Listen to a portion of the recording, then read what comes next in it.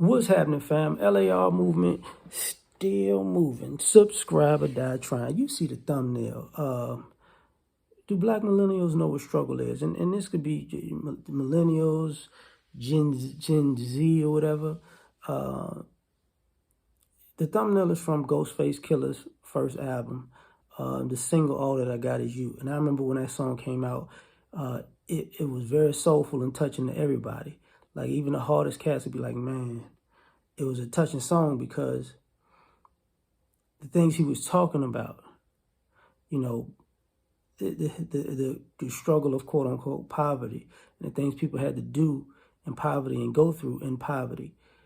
And I thought about it recently where, yeah, kids are still being made fun of, but, you know, a lot of us who came up, and I'm a Gen Xer, like I'm at the very tail end of Gen X, like the right beginning of the millennials. So with some of our generation, we really didn't struggle like that. Some of us did, some of us didn't. Like, you know, let's do this experiment. Raise your hand if you ever actually, like these are some of the things that I've done, raise your hand if you couldn't afford toilet paper and you had to wipe your butt with a newspaper, you know. Raise your hand if you ever, went days without eating, or you had to figure out how to make food with condiments and stuff. Remember, people used to make tang sandwiches and syrup sandwiches because they didn't have anything to eat. Like, you know what I'm saying? Raise your hand if your parents were on hard drugs. Raise your hand if you wind up growing up with your grandparents because your parents were either young parents who didn't get it together or they was on something. Raise your hand if you had to do the food stamp thing. Raise your hand if you had to deal with racism when you was a little kid and it affected, your education because it was teachers who was doing stuff. Raise your hand if you ever had to, this is hard for most people because it depends on where you live. If you had no hot water in the wintertime when it was cold, you know what I'm saying? Or remember having the AC didn't work or the AC didn't work or you had to borrow electricity from a fan, from the neighbors or something to get the fan working in the house because it was hot. Raise your hand where if you had hand-me-down clothes. You get what I'm saying? Raise your hand if you couldn't afford toothpaste or deodorant or something like that, and you learned that you could use baking soda as toothpaste and deodorant before baking soda ever came out with toothpaste and deodorant. You know what I'm saying? Raise your hand if,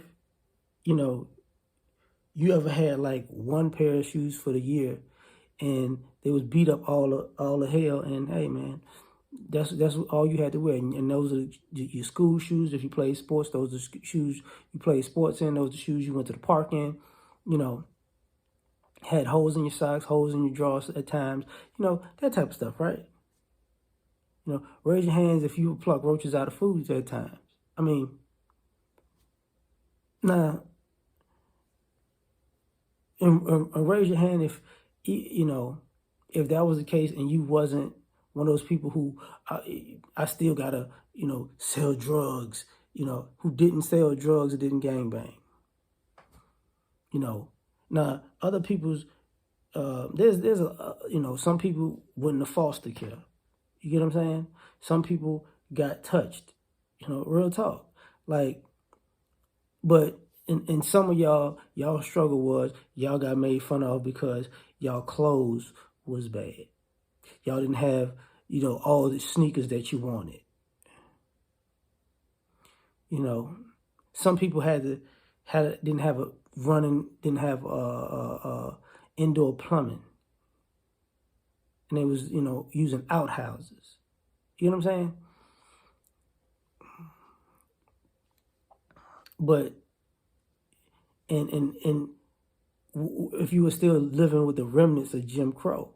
Because I don't know if y'all know this, but the Fair Housing Act, civil rights was in the 60s, but the Fair Housing Act of civil rights didn't kick in really to the 80s. They were still doing that stuff until like the 80s. And a little bit further, you know what I'm saying? So that's what I mean by the remnants of Jim Crow. Everybody knows this. And raise your hand if the police ever pulled a gun on you. You get what I'm saying?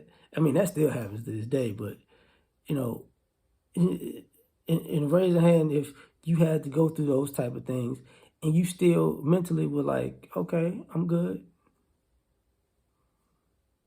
See what I'm saying? Like, you went to school when you were sick because they had free food, free lunch, Sometimes you wouldn't eat if you didn't go to free lunch. Now, I'm not saying this is everybody's daily experience. I'm saying, when people talk about, oh, the struggle is real, some people had family members whose struggle was real and theirs wasn't. And so they piggybacking off of other people's struggle. And the thing about it is, I'm not ashamed of it. It's not that bad to me because I grew up with my grandparents. My grandparents told me how some of them lived. Dropping out of school, 3rd, 4th, 5th grade, working to help feed the family. I don't have that struggle. You know what I'm saying? So everything that I said that I was going through, imagine my grandfather going through that, and him not even going to school, him finding a job as a kid to help make ends meet. Like, a lot of us don't really know what struggle is. We all here BSing. And there are a lot of people, I didn't get a haircut. Shit, okay. Yeah, well, congratulations. I didn't get the Jordans. I didn't get the video game system. I didn't get I didn't get the toys I wanted. Man, shut up. People had a bigger struggle than that. Raise your hand if, when I went to college, that was my first time, raise your hand if when you went off to college or the military, that was the first time in life when you had you couldn't sleep because there were no gunshots and no sirens, no police or ambulance sirens to rock you to sleep because that was what you were accustomed to. See what I'm saying?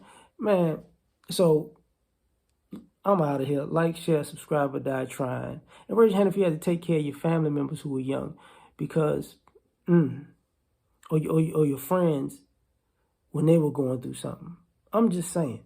So, if you a latchkey kid and all that, like, share, subscribe, or die. I didn't have to, I was the only child, so I ain't got to raise my hand on that one. But like, share, subscribe, or die trying. Catch you on the next one. Peace.